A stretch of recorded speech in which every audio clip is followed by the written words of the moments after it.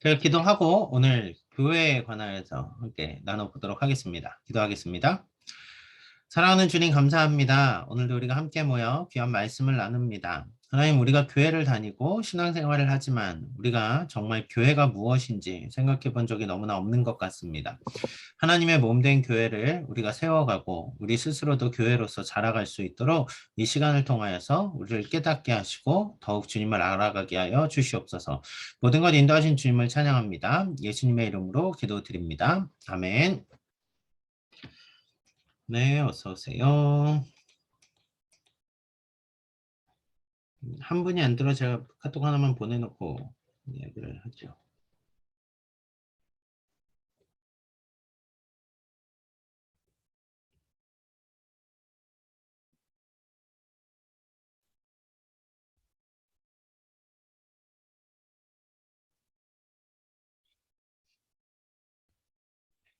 네, 공유하겠습니다.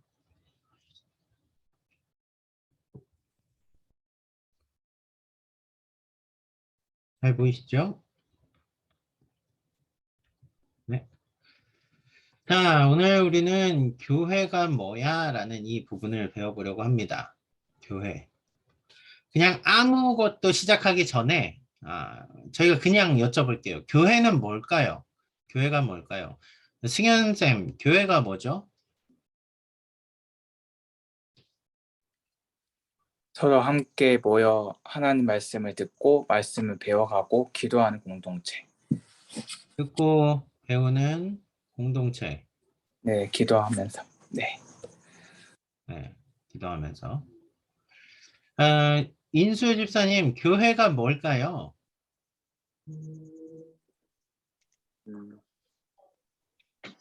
하나님을 알기 위해 모인 공동체, 하나님이 나아가기 위한 그런 공동체.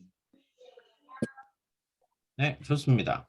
진엽 집사님, 교회가 뭘까요? 그 하나님을 섬기는 곳, place of worship. 네. without dwelling. 그렇습니다. 네네. 예배 공동체. 기현자매님, 교회는 뭘까요?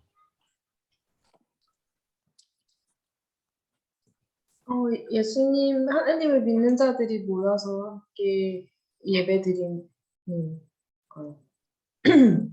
네. 답이 이제 막 좀씩 모여가고 있죠. 점점 마지막 얘기하신 분이 제일 편해요. 네. 현주 자매, 교회가 뭘까요? 하나님 일부러 하나님 섞으려고 하지 믿는- 말고 본인 생각을 얘기해요. 저는 말한 거 겹치면 안 되는 줄 알고 열심히 생각하고 있었어요. 오케이. 그럼 안 겹치게 얘기해봐요. 네. 저는 그냥 하나님 예배하기 위해서 좀 더 스페셜하게 나눈 장소라고 생각했어요.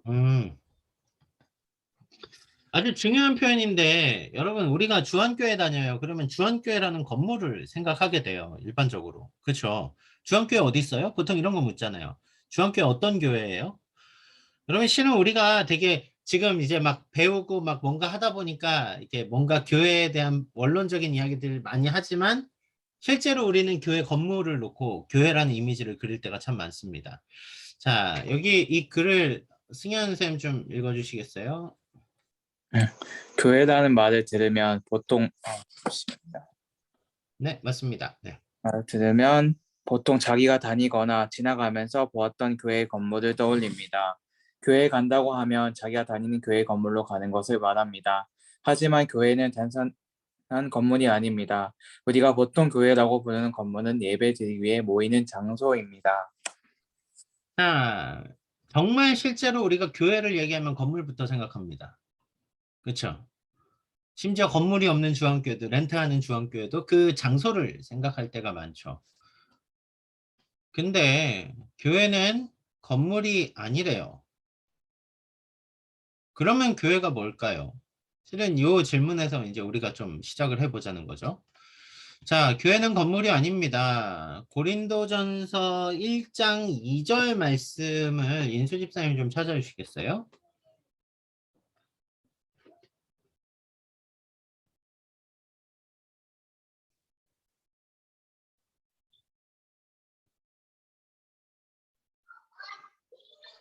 고린도에 있는 하나님의 교회 곧 그리스도 예수 안에서 거룩하여지고 성도라 부르심을 받은 자들과 또 각처에서 우리의 주 곧 그들과 우리의 주 되신 예수 그리스도의 이름을 부르는 모든 자들에게 지금 바울이 고린도전서를 쓴 거는 고린도 교회에 편지를 한 거거든요. 그런데 우리는 그래서 역사적으로 고린도 교회라고 하면 고린도 지역에 있는 큰 교회를 생각하게 되는데 실제로는 교회 건물이 그 당시엔 거의 없어요.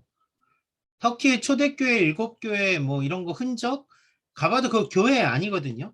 엄밀히 말하면 나중에 기념교회가 거기 생기죠. 처음에 신앙생활 할 때는 교회 건물 자체가 없습니다.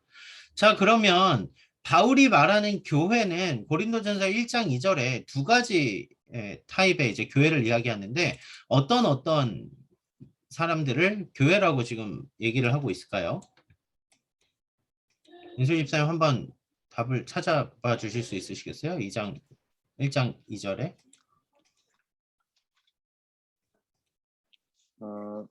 그리스도 예수 안에서 거룩하여지고 성도라 부르심을 받은 자들 성도라 부르심을 받은 자 또 하나가 더 나와요. 우리 주 대신 예수 그리스도의 이름을 부르는 모든 자들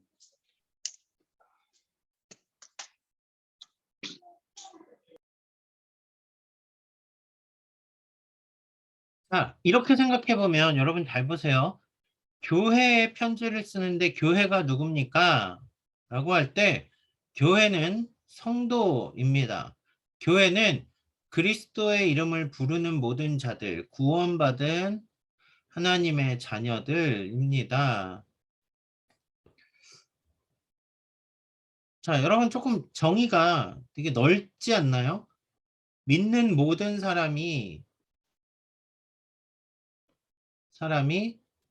교회입니다. 이렇게 얘기를 하고 있는 거예요. 자, 그럼 고린도전서 3장 16절에 말하는 하나님의 성전은 뭘까요? 진엽 집사님 좀 찾아서 읽어주시겠어요? 고린도전서 3장 16절입니다. 너희는 너희가 하나님의 성전인 것과 하나님이 성령이 너희 안에 계시는 것을 알지 못하느냐. 지금 성전을 누구라고 하냐면 너희라고 말하고 있어요. 그쵸? 그러니까 믿는 모든 사람들이 성전이라고 말하는데 왜 우리가 성전이에요? 우리 안에 성령님이 계시기 때문에 우리는 성전입니다. 이렇게 이야기를 하는 거죠. 자, 그런 의미에서 지금 초대교회에서 말하는 교회에는 건물이 절대 나오지 않습니다. 교회는 건물을 말하는 게 아니에요. 자, 제가 4번까지 가고 교회 정의를 한번 다시 해볼게요. 자, 그러면 에베소서 2장 19절에는 교회를 무엇에 비유해서 이야기를 하는데요. 기현자매님 좀 찾아서 읽어주시겠어요? 에베소서 2장 19절 말씀.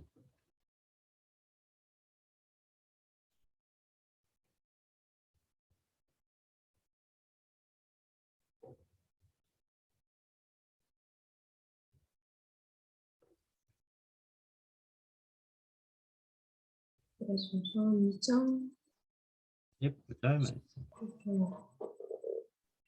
그러므로 이제부터 너희는 외인도 아니요 나그네도 아니요 오직 성도들과 동일한 시민이요 하나님의 권속이라.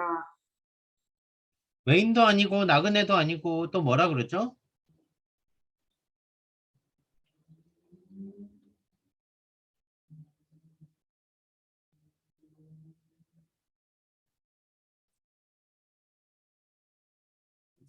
네, 뭐라고 할까요?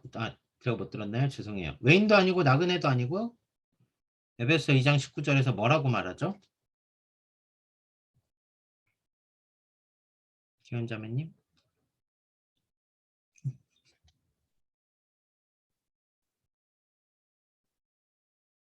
권속이요. 네, 권속. 이게 우리가 잘 안 쓰는 말이라서 좀 어색해요. 권속이라 이런 표현을 쓰는데 에베소서 2장 19절 말씀을 영어로 맨 뒤를 살펴보면 members of the household of God 이라는 표현이거든요. members of the household of God. 그러니까 집에서 함께 사는 사람들. 자, 교회는 가족인데 누구의 가족이냐면 하나님의 가족이래요. 하나님의 식구래요. 여러분, 가족과 가족이 아닌 사람들 구분이 명확하죠. 가족은 한 핏줄로 이어진 사람들입니다. 그런데 우리는 하나님과 한 핏줄로 이어진 사람들이 아니거든요. 근데 예수 그리스도로 인하여서 우리는 하나님의 자녀가 되었는데 우리가 어떻게 자녀가 됐죠? 입양됩니다. 입양되면 진짜 가족 맞죠? 여러분, 나중에 아버지가 돌아가시고 유산을 상속할 때 입양된 자녀에게도 상속권이 똑같이 돌아갑니다. 가족이란 이야기예요. 실제로 법정적 가족입니다. 우리가 하나님의 한 가족인데 믿는 모든 사람들이 하나님의 자녀이고 이 모든 자녀들을 하나님 안에서 한 교회라고 말하는 거죠. 자, 그리고 고린도전서 12장 27절에도 교회가 비유가 되는데요. 현주자매 좀 읽어줄래요?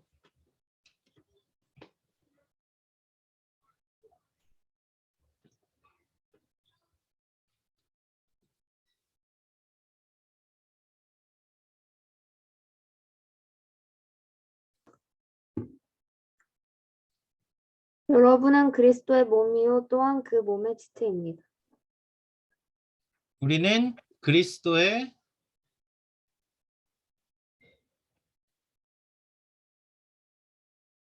몸이고 그의 지체입니다. 우리가 한 몸이라는 표현을 쓰죠. 예수 그리스도 안에서 우리는 한 지체입니다. 그러니까 지체라는 특징을 보면 눈도 있고 코도 있고 입도 있고 손도 있고 발도 있겠죠. 저마다의 역할이 다 달라요. 그래서 교회는 공동체가 하나로서 모두 다 똑같은 획일화된 스탠다드를 말하는 게 아니고요. 모두가 서로 다른 하나님의 은사라는 표현을 쓰는데요. 기프트라는 거죠. 은사로 그리스도의 몸의 각 구성원을 세워가는 단체가 됩니다. 실은 제가 이분 책을 되게 좋아는 하는데 오과가 되게 아쉬운 점이 많아요. 왜냐하면 너무 단순화시켜서 얘기를 하고 있거든요. 지금까지 한 얘기 정리하면 예수님 믿는 모든 사람 교회예요. 우리 하나님 식구예요. 우리 그리스도의 몸이에요. 이 정도 얘기하고 있는 건데 제가 이거를 조금만 정리를 더 해볼게요. 자, 색깔을 바꿔서 써보겠습니다. 자, 여러분 성경에 보면 교회라는 말을 쓸 때 세 가지 단어로 표현을 합니다. 아마 들어보신 분 있으실 거예요. 에클레시아. 들어본 적 있으신가요? 들어본 적 있다. 손 한 번만 살짝. 에클레시아. 네. 좋습니다. 두 번째 것도 우리가 조금 익숙할 수 있어요. 코이노니아. 이 들어본 적 있으신가요? 코이노니아. 마지막 하나가 뭐냐면 디아코니아라는 말입니다. 이거 많이 나오진 않지만 이 말도 분명히 나옵니다. 교회로. 자, 왜 교회라는 단어를 성경에서는 세 가지 말로 썼을까요? 왜냐하면 건물 이름이 에클레시아, 코이노니아, 디아코니아가 아니라 교회를 나타내는 성도들의 특징들이 있었어요. 에클레시아는 뭐냐면 에크 뭐뭐 밖으로 from to outside 뭐 이런 개념이거든요. 세상 가운데 있지만 세상과는 구별되게 부름받은 사람들. 그래서 세상 속에 살지만 세상과 다른 하나님의 나라의 법을 가지고 살아가는 사람들. 그러니까 세상 속에 세상과 구별된 사람들. 그게 교회라는 이야기예요. 교회는 확실히 구분이 됐어요. 사람들이 딱 보면 야, 쟨 왜 저렇게 쓸데없이 막 베풀고 다녀? 우리는 오지랖이라는 표현 쓰죠. 그런데 초대교회 성도들은 자신의 것을 아끼지 않고 남들에게 베풀었습니다. 오죽하면 자기 집을 팔아다 가져와서 헌금을 한 사람이 있죠. 그렇죠? 바나바. 그런 사람들. 자, 초대교회는 분명히 삶이 구별되었습니다. 세상과 구별된 사람들. 그래서 사람들이 교회를 말할 때 구별된 사람들, 따로 부르심을 받은 사람들, 에클레시아라고 할 때 에크 플러스 클레오라는 말인데 부르심을 받아서 구별된 사람들 이걸 말해요. 이게 가장 일반적인 교회의 특징이었습니다. 일반적으로 쟤들은 달라 이거였어요. 두 번째 코이노니아라는 것이 있었는데 이게 바로 교제입니다. 교회를 가면 항상 자신의 것들을 사람들과 나누었어요. 나누어 쓰기 시작했습니다. 심지어 어떤 사람들은 형제님, 자매님 이런 표현을 썼죠. 초대교회가 박해받았던 이유 중에 하나가 이 표현도 있었어요. 왜냐하면 저 기독교인이라고 말하는 사람들, 크리스찬들은 근친상간을 한대. 이게 뭐예요? 형제인데 자매인데 막 서로 사랑하고 껴안고 이런다고. 남매끼리 그러지 않잖아요. 근데 우리는 그리스도 안에 한 몸이기 때문에 서로를 형제 자매라고 불렀는데 세상에서 볼 땐 그게 이해가 안 되는 거죠. 아니 어떻게 형제 자매야? 배가 다른데. 내 형제예요, 자매예요 이렇게 얘기하니까 오해가 있었죠.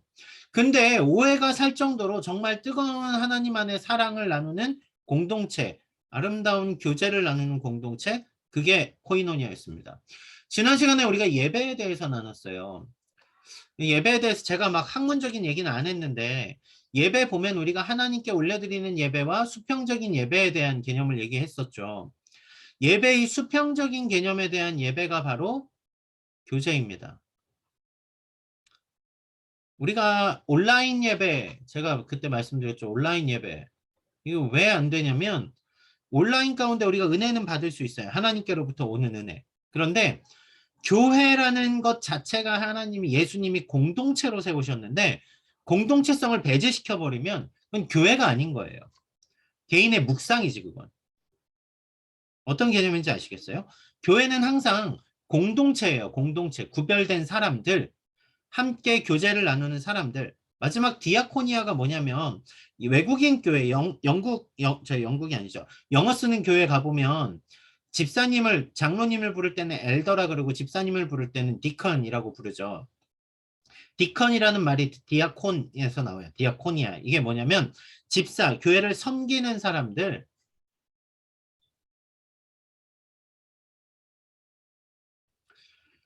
자, 그렇기 때문에 교회라는 이름을 부를 때는 교회라는 아이덴티티가 분명히 나타났어요. 저 사람들은 세상과 달라. 저 사람들은 서로 뜨거운 마음으로 사랑하고 나누고 삶을 공유하면서 그들이 돌봐줘. 그리고 그들이 희한하게 자기들만 보는 게 아니라 바깥 사람들을 막 섬겨. 이런 일들을 하는 사람들이 교회라는 단어에 성경이 교회라는 단어가 쓰일 때 붙여진 이름들이었습니다. 자, 그렇게 되다 보면 교회를 말할 때 우리가 반드시 알아야 되는 게 있어요. 교회 이름을 통해서 아는 것 하나는 교회는 공동체라는 거예요. 자, 요새 제일 위험한 게 이 공동체가 깨지는 겁니다. 왜냐하면 교회 신앙생활을 제법 하다 보면 사람들끼리 자꾸 부딪히면 피곤해요. 아, 저 사람 나랑 안 맞아. 이런 사람들 많잖아요. 자꾸 피로감이 쌓일수록 사람들이 어떻게 되냐면 교회를 안 나가죠. 교회를 안 나가요. 그런데 나는 그리스도인이야. 그래서 혼자서 예배를 드려요. 이런 사람들을 한국에서 뭐라 그러냐면 가난한 성도라 그래요. 이런 분들 여러분 많이 보지 않으세요? 특히 젊은 집사님 연배 보시면 비슷한 또래들 중에 어릴 땐 교회 다 다녔는데 지금은 교회 안 다녀. 그런데 굳이 종교를 틱하라고 하면 크리스찬으로 틱할 만한 사람들이 있어요. 실제로. 한국에는 이 상황이 더 심해졌어요. 왜냐하면 교회가 너무 부패했다고 말하거든요. 교회가 막 썩었어 이런 얘기 하거든요. 실제로 돈 문제도 많이 터지죠. 성적인 문제도 많이 터지죠. 자꾸 그러다 보니까 교회라는 공동체의 피로감이 너무 높아요. 그래서 교회를 떠나서 혼자만의 신앙생활을 해요. 자, 그럼 이 사람들은 교회일까 아닐까? 교회는 분명한 공동체인데 가난한 성도는 교회가 아닌가?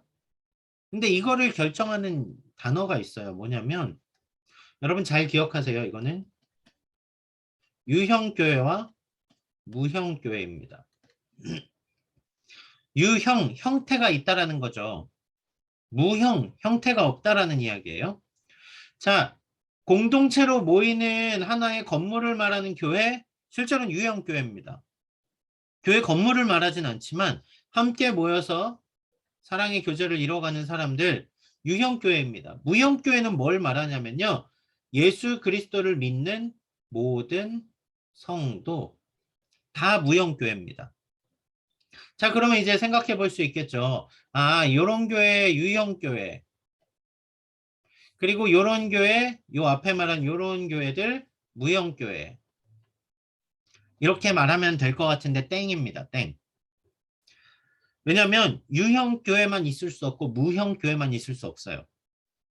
모든 교회는 함께 모이게 되어 있고 그리스도 안에서 사랑하게 되어 있고 그리스도 안에서 섬기게 되어 있고 자라가게 되어 있습니다.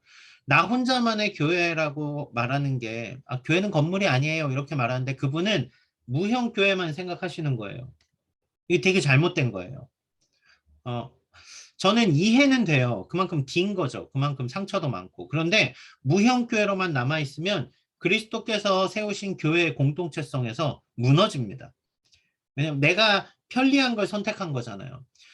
여러분 생각해 보세요. 교회, 외락교회, 시티교회 우리 다 마찬가지고 시드니에 있는 모든 교회 다 마찬가지예요. 교회에 가보면 내 마음에 쏙 드는 사람만 있는 거 아니에요. 내 마음에 진짜 눈에 가시 같은 사람도 있고요. 심지어 그런 사람들 때문에 교회를 옮겨본 사람들도 많이 있어요. 자, 그래서 우리는 자꾸 교회를 옮기게 되고 안 가게 되고 막 이런 일들이 터지죠. 근데 생각해 보세요. 내가 왜 우리가 한 공동체일까요? 왜 그리스도 안에 한 몸일까요? 우리가 그들을 품어주고 그들을 사랑하는 법을 배워가면서 우리가 한 가족이기 때문에 사랑하며 하나의 공동체로 자라가는 것, 그게 바로 교회의 목적이라고 성경이 말하거든요. 이거를 정확히 뭐라고 말하냐면요. 그리스도 안에 자라감. 이런 표현을 써요. 어떤 개념인지 아시겠어요? 교회는 공동체입니다. 교회는 믿는 모든 사람들이 교회입니다. 이 두 개가 별도의 얘기가 아니라 하나예요. 모든 믿는 사람들이 함께하는 공동체가 교회입니다. 그 교회는 서로 지긋지긋하게 눈에 가시 같아 보이고 그런 사람들이 있을 수도 있지만 우리가 예수 그리스도 때문에 하나 된 사람들입니다. 그렇기 때문에 우리는 하나됨을 이루어 가면서 예수 그리스도 안에서 자라갑니다. 어떻게 자라가요? 예수 그리스도를 닮아가도록. 이게 교회의 핵심이에요. 이거 놓치면 우리가 우리 편리한 대로 좋은 커뮤니티 찾는 것밖에 안 돼요. 물론 교회라고 하는 공동체가 연약할 수도 있고 실은 저게 교회야 라고 할 정도로 잘못된 교회도 있을 거예요. 전 그 교회라고 말하고 싶진 않아요. 하지만 분명한 것은 그럼에도 불구하고 교회가 예수 그리스도 중심이어야 하고 우리는 그 안에서 하나됨을 이뤄가는 공동체가 돼야 된다는 것. 그렇기 때문에 여러분 모두가 교회이면서 동시에 우리가 지금 함께하는 이 성경 공부 모임도 교회이고 예배드리는 공동체도 교회이고 모든 유형, 무형의 교회들이 다 교회입니다. 자, 이 부분을 잊지 않으셨으면 좋겠어요. 우리가 교회입니다. 이 말만 하면 문제가 생겨요. 나만 교회가 되면 문제가 생겨요. 우리가 교회라는 것, 예수 그리스도께서 여러분 생각해 보세요. 예수님이 하늘에 계시는 게 편하지 굳이 이 땅에 오시는 게 편하셨겠어요? 이 제한된 몸을 입고 전능하신 하나님이 오신다는 게 얼마나 불편해요. 근데 예수님이 왜 이 땅에 오셨냐면 우리에게 본을 보여주셨죠. 섬김으로. 우리 안에서 그리스도를 닮아가도록 주님이 제자를 삼으신 거잖아요. 주님이 그렇게 낮아지셨기 때문에 우리도 낮아지는 거고 우리도 배워가는 겁니다. 그게 교회예요. 예수님이 이 땅에 세우신 공동체는 교회입니다. 예수님이 이 땅에 오신 이유는 교회를 세우러 오신 거죠. 그런 의미에서 믿는 자들, 하나님 밖에, 하나님의 가족이 아닌 하나님 가족 밖에 있던 사람들을 예수님을 통해서 한 가족이 됐잖아요. 그게 교회잖아요. 그러니까 교회는 이 두 가지를 모두 아울러야 됩니다. 유형교회와 무형교회. 그리고 교회의 공동체성이라는 것. 그래서 여러분들이 힘들면 차라리 힘든 이야기를 나누셨으면 좋겠어요. 그게 나눔이잖아요. 교회에 정말 답답하면 제가 제일 안타까운 게 청년 중에 그런 청년들이 있어요. 교회 옮길 거예요. 다 결정하고 나서 저한테 찾아와요. 그러면 해줄 말이 없어요. 실은. 그렇잖아요. 근데 교회가 왜 힘든지 어려운지 나누다 보면 실은 그 안에서 우리는 예수님을 닮아가기 위해서 내가 깎여야 될 부분 혹은 예수님 안에서 내가 이해하게 되는 부분 또 반대로 예수님 때문에 내가 얼마나 감사한 부분 이런 것들을 나눌 수 있게 돼요. 자, 그렇기 때문에 교회라는 이야기를 할 때 오늘 공부에서는 특히 교회는 모든 사람들을 일컫는 넓은 의미만 바라보시면 안 되고요. 좁은 의미의 교회까지 같이 보셔야 됩니다. 자, 그러면 초대교회, 처음 교회가 생겼을 때 예수님의 말씀에 따라서 교회가 생겼죠. 말씀 안에 교회가 생겼을 때 교회가 어떠한 일들을 했는지 보자는 거죠. 사도행전 2장 42절 말씀 승현 선생님 좀 읽어주시겠어요?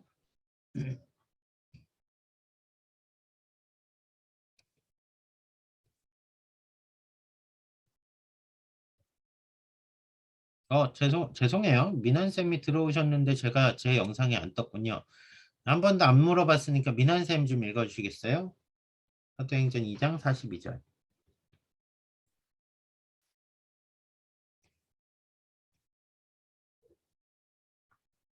그들이 사도의 가르침을 받아 서로 교제하고 떡을 떼며 오로지 기도하기를 힘쓰니라. 자, 여기에서 네 가지 행동이 나오는데 어떤 행동들이 나왔을까요? 선생님? 사도의 가르침을 가르침을 받았대요. 중요한 겁니다.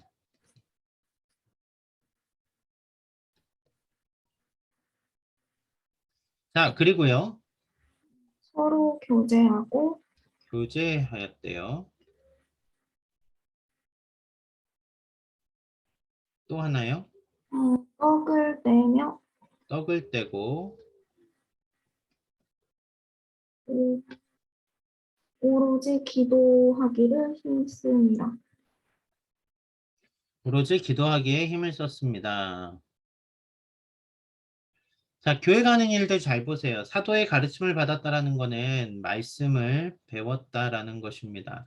말씀을 읽고 묵상하고 나누고 살았습니다. 삶으로. 말씀 되게 중요합니다. 우리는 말씀을 너무 좀 얕게 생각하는 경향이 있어요. 되게 특이한 게 뭐냐면요. 한국 교회가 말씀 얘기 많이 하거든요. 한국 교회는 말씀으로 뜨거워져야 돼, 뭐 이런 얘기들 많이 하는데 유독 말씀을 잘 안 읽어요. 말씀도 잘 안 읽고 말씀에 대해 깊이 지금 제가 이렇게 성경 공부한다 그러면은 우리 교회 성도님들이 200명이 넘는데 지금 이 6분이 함께 모여 하는 게 얼마나 제가 감사하겠어요. 근데 실은 지금 우리가 함께 배운다는 개념 자체가 쉽지 않죠. 말씀을 우리가 좀 폭넓게 접할 필요가 있어요. 말씀에 대한 5가지 방법을 이야기하는데요. 일반적으로 말씀을 우리는 들어서 합니다. 주일날 설교 듣죠. 말씀 듣고 깨닫잖아요. 그리고 또 말씀을 읽으면서 알아줘요. 읽으면서 알아주고 그 다음 말씀을 공부하면서 우리가 깨닫지 못했던 부분들을 깨달아갑니다. 그 다음 말씀을 암송해요. 무슨 말이냐면 마음에 새깁니다. 그러면 말씀을 도저히 읽을 수 없는 아주 힘든 상황에서도 말씀이 우리 삶에 영향을 줍니다. 끝으로 말씀을 묵상하고 삶으로 살아냅니다. 초대교회는 말씀 중심의 공동체였습니다. 항상 예수 그리스도의 복음을 나누고 말씀을 묵상하고 삶으로 살아가는 공동체였습니다. 두 번째, 교제하는 공동체라는 것은 삶의 필요를 서로 채우는 공동체였습니다. 이거를 성경을 읽다 보면 목사님들이 그런 말씀할 때 있으세요. 유무상통. 모든 것들을 함께 나눠 썼다라는 이야기예요. 초대교회는 네 것, 내 것의 구분이 없었어요.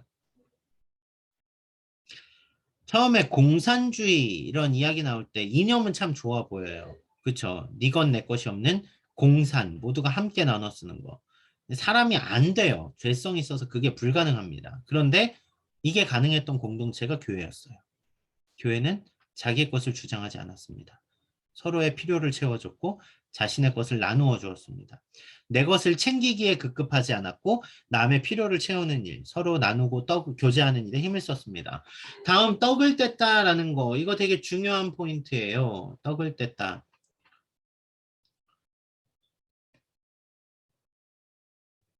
성찬을 했습니다. 성찬. 당시에는 성찬이 참 중요했어요. 왜냐면요.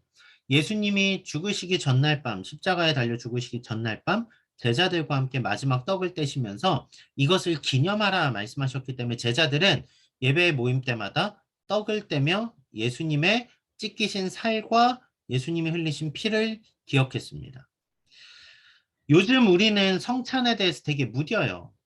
그냥 예배 시간에 뭐 떡하고 잔 먹는 1년에 2번 있는 날. 그쵸? 부활절 때 하고 뭐 추수감사절 없지만 어쨌거나 저희는 그렇게 해요. 근데 성찬을 많이 하는 게 좋다, 조금 하는 게 좋다 그 얘기가 아니라 예수님의 십자가를 묵상해야 되는 성찬에서 우리는 예수님의 십자가에 대한 묵상이 없어요. 먹고 마시는 세러머니는 있는데 의미는 사라졌죠. 근데 원래 교회가 왜 이걸 지금까지 해오는 줄 아세요?